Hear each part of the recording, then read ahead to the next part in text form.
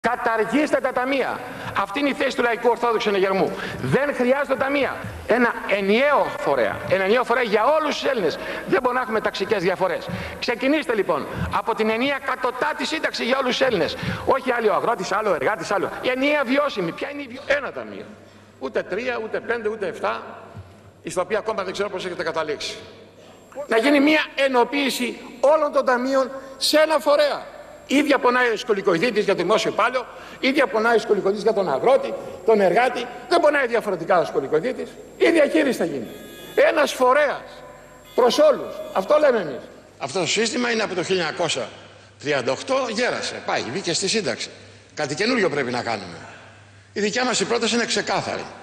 Να τα αλλάξουμε, να τελειώσει αυτή η ιστορία. Ένας ενιαίος φορέας που είναι το κράτος, χωρίς ταμεία, χωρίς τσακωμούς, χωρίς διαφοροποιήσεις.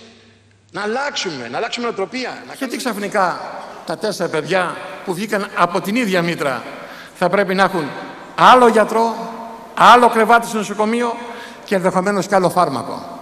Ενιαίος ασφαλιστικός φορέας για όλους τους Έλληνες με κατάργηση των ενσύμων.